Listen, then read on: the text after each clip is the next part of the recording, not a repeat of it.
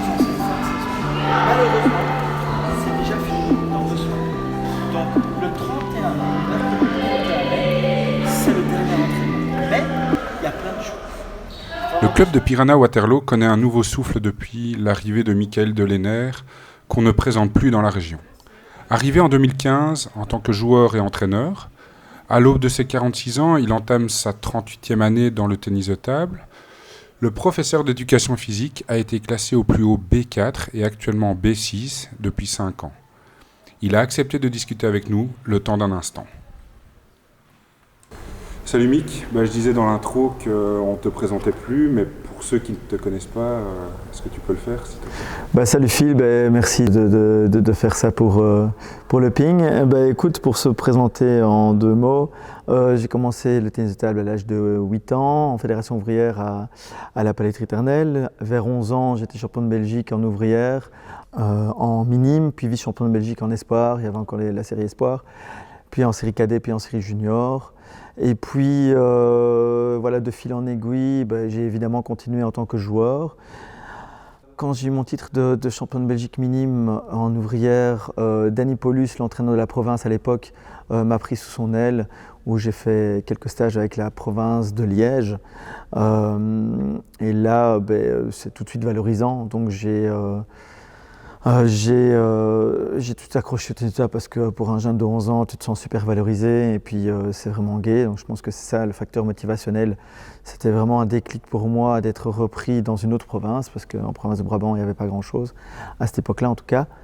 Et voilà, donc il s'en est suivi des sélections en Bretagne, des sélections sur la photo que tu me montres, c'était au championnat de Tchécoslovaquie du côté de Bratislava, je m'en souviens très très bien, non Ostrava pardon, c'était à Ostrava, avec des mecs comme Benoît Parmentier, Cédric Mailly, Christelle Defoe, Nathalie Charpentier, je reconnais encore tout le monde, Stéphane Piret, Pascal Josquin et Luc Denis. Et donc c'est vrai que c'est super intéressant d'être sélectionné pour ce genre de choses. Je pense que c'est vraiment primordial pour les jeunes à l'époque que nous on était, mais pour les jeunes encore maintenant, cette expérience est formidable. Donc voilà. Et puis à partir de 17-18 ans, je me suis vite dirigé vers le métier d'entraîneur de tennis de table. J'ai vite passé tout ce qui était formation ADEPS. Et puis je suis rentré dans un cursus de kiné à l'ULB, puis dans un cursus de professeur d'éducation physique. Et là, il y avait pas mal de choses qui m'ont ouvert les yeux sur comment aborder tel ou tel geste technique, tel ou tel la gestion de groupe, professionnaliser un petit peu l'apprentissage du tennis de table où il n'y avait pas grand-chose, en tout cas en Belgique. En France, au Canada, il y avait quand même quelques écrits, mais en Belgique, pas grand-chose, en tout cas pas partagé de manière écrite. Et donc du coup, j'ai inventé plein de choses et c'était vraiment super intéressant et constructif, quoi. Et tu te rappelles de ton premier jour dans une salle de ping ? Alors oui, le premier jour, le truc intéressant, c'est que le club de tennis de table de la Palette Éternelle était juste en face de chez mes parents. Et donc du coup, j'ai vu de la lumière dans la salle et je suis rentré. C'est par là que tout a commencé. J'avais un entraîneur qui s'appelait José Garcia, donc rien à voir avec le comique, mais qui était vraiment super sympa, qui avait du temps à donner aux jeunes, qui était très peps. Et du coup, j'ai commencé comme ça. Et puis tout le reste dont j'ai parlé tout à l'heure, tout le reste en est suivi. Mais donc il y a eu un élément super important, c'est la confiance de l'entraîneur vers l'entraîné. Et puis tous ces facteurs motivationnels que l'entraîneur apporte et que les structures, que ce soit du club provincial ou national, apportent chaque fois un facteur de motivation pour les jeunes, ça c'est super important. Donc il y a eu la très longue période Michael Delenner, joueur, entraîneur, membre du comité de Riternel en ouvrière. De nombreux joueurs sont passés entre tes mains. Tu te souviens de cette époque ? Ouais, évidemment, je me souviens de cette époque-là. Je me souviens quasiment de tous les joueurs que j'ai entraînés parce qu'il n'y a rien à faire, tu t'accroches. Mais effectivement, j'étais président du club de la Palette Éternelle pendant 10 ans avec mon papa qui était secrétaire. On avait créé la commission des jeunes du Brabant avec 2 autres entraîneurs qui était vraiment une chouette structure, vraiment super motivant pour tous les jeunes de la Fédération ouvrière. Il n'y avait pas énormément de jeunes, mais tous les jeunes se sentaient vraiment concernés. C'était une période assez riche fatigante parce que le métier de papa plus mon boulot plus le métier parce que c'est un métier de président de club plus entraîneur plus coach de la province, c'est compliqué à tout totaliser, mais très très riche, de plein d'expériences différentes, tant du bon niveau, parce qu'on ne va pas parler du haut niveau, parce qu'on n'est pas là, tant du bon niveau que de travailler avec des débutants, et c'est tout aussi riche. Et ceci, je me souviens très bien, une salle avec 6 tables, une salle où Fédération ouvrière, on se dit il n'y a pas grand chose à faire, mais en fait, peu importe que ce soit 6 tables, 4 tables, 2 tables, avec 2 joueurs, 12 joueurs, Fédération ouvrière, c'est du tennis de table avec des joueurs. Et donc, à partir de ce moment-là où tu te concentres sur le joueur, on peut faire que du bon travail. Et donc, voilà, on dit toujours que dans les grands clubs, on fait du meilleur boulot. Moi, je ne suis pas certain de ça. On sait faire de l'excellent boulot avec pas grand-chose, du moment qu'on soit investi, qu'on soit passionné, qu'on parvient à motiver les jeunes de la bonne manière. Et donc, après cette période-là, il y a eu, donc, depuis 2015, tu es arrivé à Piranha. Comment tu as eu le premier contact Comment tu as eu ça? Alors, c'était rigolo parce que j'avais arrêté en juin, je ne sais plus quelle année, il y a maintenant 8 ans. Et j'avais démissionné, pas parce que j'étais fâché ni quoi que ce soit, mais c'était un trop-plein, une femme infirmière, des enfants en bas âge. Voilà, je saturais un petit peu du tennis de table. Et quelques mois après, 6 à 9 mois après, Benoît Dumont, l'ancien président du club de Piranha TT Waterloo, m'a demandé de venir refaire quelque chose ou de recréer en fait une école de jeunes, parce qu'il ne restait plus énormément de jeunes dans l'école de jeunes. Je dis ok, mais moi je viens juste en tant qu'entraîneur, pas en tant que membre de comité. Je ne vais pas retomber dans les travers de cumul de mandats. Je veux exclusivement me réserver au métier d'entraîneur. Et puis on est passé d'une grosse dizaine de jeunes à maintenant on est 80 jeunes de moins de 18 ans. C'est vraiment super intéressant comme job. Le job a un petit peu changé parce que je ne suis plus juste entraîneur, je suis coordinateur pédagogique de tous les entraîneurs. C'est super intéressant comme travail. Le club de Piranha fonctionne très bien, mais évidemment je ne suis pas tout seul à travailler là-dedans. Le comité fait énormément de boulot, tous les bénévoles.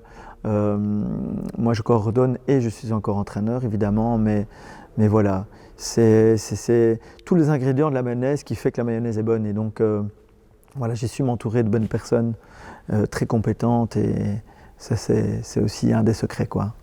C'était un peu ma question d'après. Comment tu travailles avec les autres entraîneurs justement Alors on travaille de manière en toute transparence et en respectant tous les entraîneurs et la personnalité de chaque entraîneur. Dans le sens où on forme une équipe pédagogique, c'est pas juste des individualités. Donc on essaye vraiment de tirer le meilleur parti de chaque entraîneur et de mettre chaque entraîneur à la bonne place, dans le sens où on ne peut pas être l'entraîneur de tout le monde. Je pense qu'un entraîneur qui dit ça est dans l'erreur, ce n'est que mon avis, mais on ne peut pas être un excellent entraîneur chez les 5-8 ans et en même temps être un excellent entraîneur du haut niveau. Parce que la façon d'être, le savoir-être, les connaissances techniques, la façon d'aborder un groupe, un public bien précis est tout à fait différente. Et donc, chez nous, on a d'excellents entraîneurs, mais dans des publics cibles bien précis. Et donc, il faut placer les bonnes personnes au bon endroit. Je pense que c'est en partie la réussite du club, et que chaque entraîneur se remette en question aussi. C'est un peu mon boulot en tant que professionnel de la pédagogie, en tant que prof de gym, professeur d'éducation physique. Avec l'expérience, je sais ce qui fonctionne, ce qui ne va pas fonctionner, et on prend parfois des raccourcis. J'ose dire les choses à certaines personnes que d'autres personnes n'oseraient peut-être pas dire. Et comment expliques-tu la facilité que tu as de créer, de monter des écoles de jeunes Quel est ton secret pour partager le tennis de table comme ça? Je pense qu'il n'y a pas de secret. Le secret, c'est l'organisation. Moi, je suis quelqu'un de très organisé. C'est la communication, tant envers les membres du comité que les parents. Il faut respecter les parents, il faut respecter les joueurs. J'avais créé en dernière année de mes études, j'avais créé une méthode d'apprentissage un peu liée sur les brevets de natation, liée au ceinturon judo, liée à la méthode française d'apprentissage, la méthode des brevets, ils appelaient ça. Et donc suite à mon mémoire, mon travail de fin d'études, dans mes études d'éducation physique, on a remodifié tout ça et on a structuré vraiment tout l'apprentissage du tennis de table, que ce soit à partir de la base pour les enfants en psychomotricité, pour les enfants de 4-5 ans, jusqu'à un niveau B4, B2, donc purement technique. Et donc grâce à ça, ça structure les entraînements, ça structure aussi les autres entraîneurs. Le fait d'arriver dans un club qui est bien structuré, qui est bien organisé, les gens le sentent aussi. Quand il y a une bonne communication, pas une communication énorme, mais une communication bien ciblée, bien anticipative, je pense que ça peut faire que fonctionner. Maintenant, je pense que ça c'est accessible à tout le monde. Maintenant, le contact qu'on a avec les enfants, c'est le primordial. La façon d'être avec les enfants d'un public de 5-8 ans ou d'un public d'ados débutants ou d'un public de vétérans débutants ou d'un public de C0, B6, B4, B2, ta manière d'aborder le groupe ne sera pas du tout la même. Et donc là, il faut s'adapter, il faut préparer ça. Et je pense que les entraîneurs qui travaillent avec nous, on s'adapte par rapport à ce public-là. On a plusieurs visages, quoi, hein. En tant que professeur d'éducation physique, on est obligé de le faire tout au long de la journée. On a parfois 6 groupes de natation différentes, on a parfois 6 classes différentes, de la première primaire des enfants de 6 ans à la 6e primaire des enfants préadolescents. On ne peut pas se permettre d'être vintage ou d'être dépassé. Et donc voilà, on est obligé de s'adapter et je pense que c'est ça qui fait la force d'un bon pédagogue et d'un bon professeur, je pense. Tu en as parlé un tout petit peu juste avant. Je sais que tu as été beaucoup influencé dans ta façon d'entraîner par Danny Paulus. Peux-tu en parler un peu, les belles années avec eux, avec les stages avec eux? Mais au départ, j'allais en tant que joueur.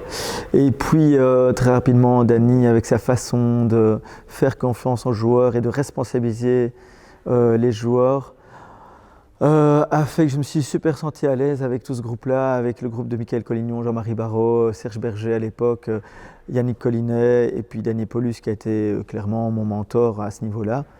C'est grâce à lui que je suis devenu professeur d'éducation physique, ça c'est sûr certain. Et puis après, en tant qu'entraîneur, il m'a vraiment fait confiance. Il y avait toute une organisation de joueurs, puis sparring aide monitor, puis moniteur, si tu convenais à ce que lui demandait. Et donc ça venait tout à fait naturellement. Et puis lui, il repérait un petit peu les gens qui étaient motivés. Il repérait un petit peu la fibre pédagogique chez les sparring. Il repérait la fibre pédagogique chez les aide-moniteurs. Et puis après, il te demandait d'être moniteur. Et effectivement, j'ai passé beaucoup de temps du côté de Spa à la Freineuse avec toute cette bande-là qui m'a accueilli vraiment à bras ouverts et c'est devenu une famille. Vraiment, je dis pas ça juste pour le dire, mais...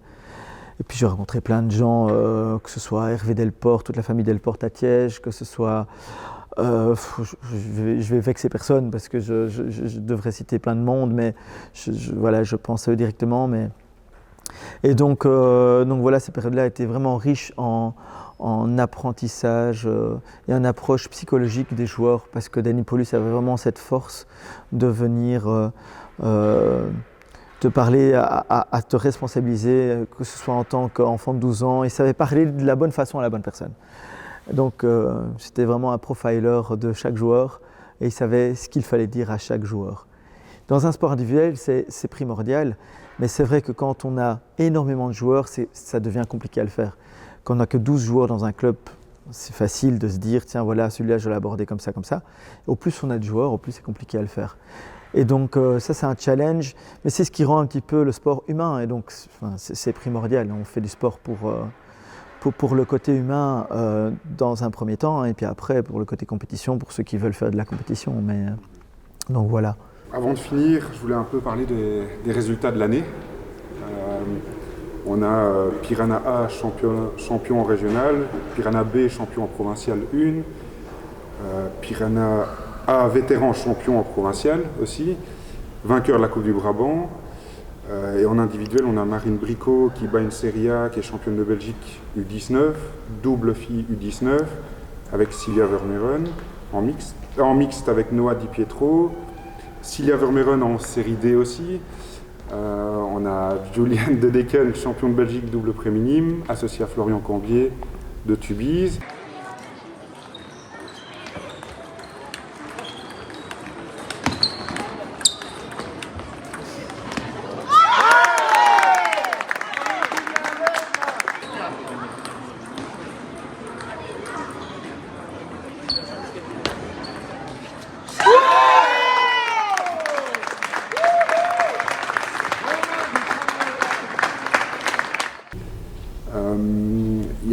Il termine deuxième en simple et dimanche passé, il gagne le top 12 national.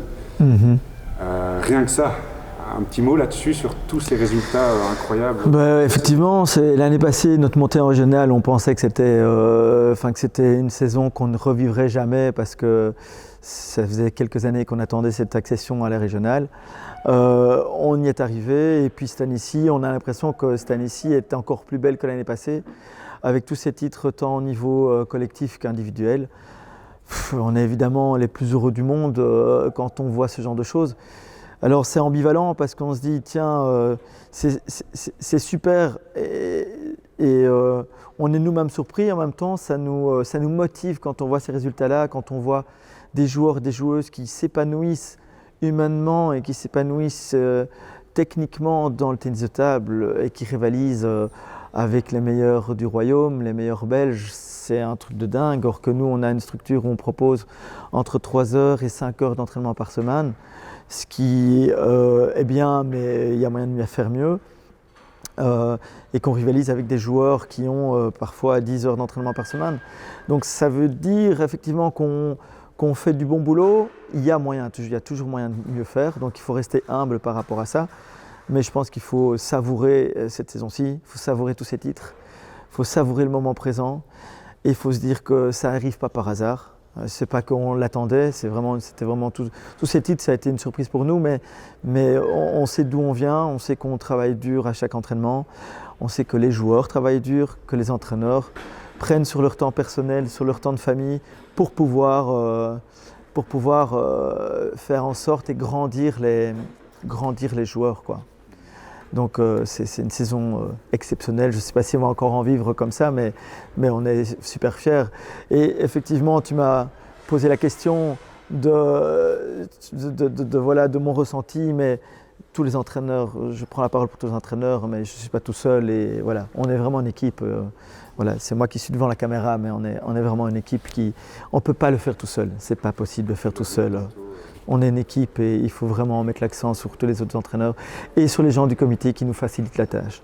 Parce que les gens qui travaillent dans l'ombre, tous ces titres, c'est pour eux aussi, vraiment. On a pu voir sur les réseaux sociaux que tu demandais conseil auprès de la communauté concernant le projet d'âme du club. Peux-tu nous dire quel est le projet? As-tu des retours constructifs? Est-ce que le projet avance? Alors effectivement, on a mis ça sur les réseaux sociaux. Avant, évidemment, on en a parlé entre nous, on a parlé aux dames concernées, parce que c'est elles les premières concernées. Effectivement, le problème chez nous, c'est qu'on a de très fortes dames, mais pas assez pour construire une équipe en P2. Le niveau n'est pas assez bon pour des B0, B2 et C6 jouer en P2 dames, c'est pas forcément sportivement intéressant. Il faut rester réaliste et logique. Et par contre, derrière, on a plein de jeunes filles, des poussines. Il y a vraiment quelques poussines qui vont vraiment éclore d'ici quelques années, si elles continuent, mais je pense que c'est bien parti. Et derrière ça, il y a des cadettes qui sont prêtes à prendre le pas, mais elles sont pas assez nombreuses. Maintenant, c'est un projet qui va se faire, j'en suis quasiment certain. On aurait bien voulu avoir plus peut-être d'aide extérieure, des dames qui seraient intéressées de venir créer ce projet avec nous. On a quelques contacts, mais rien de concret pour le moment. Mais clairement, c'est ce qui manque à notre club, c'est un projet d'âme. Et je pense que si on n'a pas du tout, moi j'ai pas du tout d'expérience par rapport à un projet d'âme, donc on est là pour apprendre aussi, parce que je pense qu'on aborde les dames peut-être d'une autre façon que les messieurs, même si moi je prône la mixité dans les groupes d'entraînement, que c'est une question de niveau, mais je pense qu'il y a moyen de faire, pourquoi pas un groupe d'entraînement filles, un groupe d'entraînement garçons, mais que les filles ne s'entraînent pas constamment entre filles et qu'elles jouent aussi avec des messieurs de leur niveau. C'est ce qui s'est passé avec Marine Bricot et avec Cilia Vermeeren. Et elles ont super bien évolué. Elles n'étaient pas dans un projet d'âme à la base, elles n'étaient pas dans une structure d'âme. Marine Bricot devient B0, participe sur la Belgique A. C'est qu'il y a aussi une autre manière d'y arriver. Il n'y a pas qu'une manière d'arriver à faire progresser des dames. Il y a plusieurs manières et je pense que ce soit le projet d'âme ou que ce soit d'autres projets, il n'y a pas qu'une vérité, il y a plusieurs vérités. Il suffit d'y aller à fond dans sa vérité et voilà. Il y a une autre initiative du club, c'est la journée Ramène ton copain. Hors caméra, tu me disais que vous avez été dépassé par l'événement l'année passée. Peux-tu nous expliquer ce que c'est? Alors ouais, ça c'est un peu, c'est une idée qu'on a eue pendant le confinement. On se dit tiens voilà, ce qui serait chouette, ça vient un peu des enfants je pense, qui constamment disent tiens est-ce que je peux emmener un copain? Je dis non parce que ton copain il va recommencer à la base, c'est compliqué de l'intégrer dans un groupe. Parfois certains parents je pense que disaient un peu garderie, j'ai un copain le mercredi après-midi qui est à la maison, est-ce qu'il peut venir faire du ping? Je ne savais pas quoi dire oui ou non. Je disais non parce qu'il ne fait pas partie du club, il n'est pas assuré et puis comme un cheveu dans la soupe, voilà, ça ne marche pas. Et puis un des derniers entraînements de la saison, on fait la journée des copains où ils peuvent inviter un certain nombre de copains comme pour un anniversaire. Effectivement l'année passée, je pense qu'on a eu un peu plus de 70 jeunes à gérer. C'est pas qu'on a été dépassé par l'événement, mais on ne s'attendait pas à autant de joueurs. Donc on aurait pu travailler de manière plus qualitative encore. Et donc cette année-ci, dans 2 semaines, on refait le même truc. Et on sait déjà que ça va fonctionner parce qu'on a déjà quelques retours. Et effectivement, les retours, qu'ils soient directement amenés ici en septembre ou pendant les stages de l'été ou un an après, il y a des retombées. On le ressent par rapport à notre expérience de l'année passée. Donc ça se fait dans les autres sports, il ne faut pas avoir peur de le faire dans notre sport. Je pense qu'on ne doit pas avoir de complexe par rapport à ça. Il faut y aller à armes égales par rapport au football, par rapport au rugby, par rapport au tennis, par rapport à d'autres sports plus médiatisés. Il faut y aller au culot et il faut créer des initiatives, un maximum pour faire grandir non seulement le club, mais faire grandir aussi le tennis de table parce que ça fait tout le boulot qu'on fait dans les clubs, c'est à la base de la fédération. Alors, la fédération et les clubs, tout est lié. Une fédération sans club, ça ne fonctionnera pas. Un club sans fédération, ça ne fonctionnera pas. Mais le boulot à la base, c'est dans les clubs et c'est au niveau des entraînements. Et donc voilà, il faut être imaginatif et il faut aller au bout des choses. En sachant qu'il y a une petite interview qui allait se faire, certaines personnes ont voulu te laisser un message. Je te laisse découvrir. Ok, super. Ça fait un peu comme 50 minutes inside, quoi. Allez, chouette. Mig, merci pour tout. Merci de toujours être là pour me soutenir et croire en moi. On se connaît depuis un bon bout de temps et t'as jamais changé. Et en toute honnêteté, change jamais parce que t'es vraiment un rayon de soleil pour toutes les personnes qui ont la chance de te connaître. Coucou Mig, petite vidéo pour te remercier. Te dire déjà que ton arrivée dans le club a vraiment fait un boost, notamment grâce à ta personnalité toujours optimiste, à rebooster les joueurs, à les réconforter, toujours avec le smile. Et donc pour ça, merci. Coucou Mick, comment vas-tu? Je voulais te faire ce petit message pour te remercier pour tout ce que tu as fait pour moi, que ce soit au niveau du tennis de table ou au niveau de l'éducation physique. Donc voilà, j'aimerais te remercier pour tout ça, te dire un grand merci. On se voit bientôt autour d'une bière quand je pourrai commencer à reboire un petit coup. Et donc voilà, un grand merci à toi, t'es le meilleur. Après moi maintenant, puisque maintenant tu m'as formé, donc maintenant l'élève a dépassé le maître. Mais donc voilà, un tout grand merci pour tout. Je te fais plein de gros bisous et on se voit bientôt. Bisous loulou. tonnes de messages, vu le nombre de joueurs que tu as formés, le nombre de joueurs que tu as inspirés. Je vais être assez bref et te dire simplement merci pour tout ce que tu as transmis, merci pour les valeurs que tu nous as transmises, merci pour l'éducation que tu as transmis à pas mal de joueurs également. Et je pense à tous les joueurs de ma génération, du club de Riternel, Nico, Gauthier, Rémi, Andrew, Sylvain, il y en a beaucoup. C'est énormément de souvenirs et c'est ce qui a forgé toute notre jeunesse. Je te remercie également m'avoir fait croiser la route de notre très cher Dany Paulus. Et sache que tu as énormément de valeurs similaires à notre très cher Dany. Et je te remercie pour tout ça. Et j'espère te recroiser bientôt, mon ami. Allez, à bientôt. Et big up à Yannick aussi, qui nous a également beaucoup transmis de choses. Vous êtes un très beau duo. C'est vraiment cool. Hein. Ah ouais, c'est chouette. Ouais, c'est touchant. Hein. C'est touchant parce que tu te dis que, mis à part le tennis de table, c'est une aventure humaine. Et donc le fait de voir toutes ces personnes qui te disent merci, c'est vraiment... C'est déjà gagné, quoi. Donc voilà, ouais, je suis un peu ému, j'avoue, mais ouais, c'est vraiment cool. Et là, des mecs, des filles et des mecs comme ça, ouais, je sais pas quoi dire. Pour une fois, je sais pas quoi dire. Bon, on va terminer par les petites questions ping-pong, j'appelle ça. Ok. La 4-5. Ton joueur professionnel préféré? Oh, ben, évidemment, Jean-Michel Sèvres, mais il y en a plein, Timo Boll, Ovtcharov, enfin les classiques. Le meilleur coup droit du club? Meilleur coup droit du club ici, Sébastien Ostrobek sans hésitation et Benjamin Noël. Meilleur revers? Meilleur revers, j'aurais tendance à dire à l'époque c'est Luc Dormont, mais ici du club, là comme ça, ils ont tous des défauts techniques, donc c'est difficile de dire meilleur, après ils vont se la péter, donc voilà, Joker. Vas-y ton Joker. Ah mince. La question la plus dure, l'époque Riternel ou l'époque Piranha? Oh, ben, Joker 2, parce que c'est rien de comparable et il y a plein de satisfaction des deux côtés. Et ton coup de cœur du club? Mon coup de cœur en tant que joueur ou en tant que... Joueur du club. Un joueur du club coup de cœur, ça c'est impossible. C'est Joker 3, parce que j'ai envie de vexer personne. Et puis tous les joueurs ont leur personnalité et il faut respecter la personnalité de chaque joueur. Et chaque joueur, je pense que c'est ça qui fait un peu la force du Piranha, c'est que chaque joueur est respecté en tant que personne.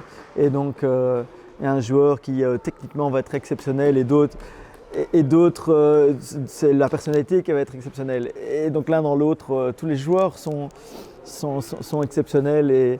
Et donc ben voilà, ben, évidemment, quand tu as des joueurs comme Julian Dedeken ou des joueurs comme d'autres, comme Cilia, comme Marine, comme Nathan, qui progressent très vite, ça nous donne plein de satisfaction, ça nous rend fiers. Mais il y a tous les autres à côté qui sont tout aussi importants à nos yeux. On ne peut pas laisser d'un côté et de l'autre. Ça, c'est un peu Andrew et moi, c'est notre côté sport pour tous. Côté enseignement, on doit prendre tous les enfants ensemble et pas faire de l'élitisme à tout prix.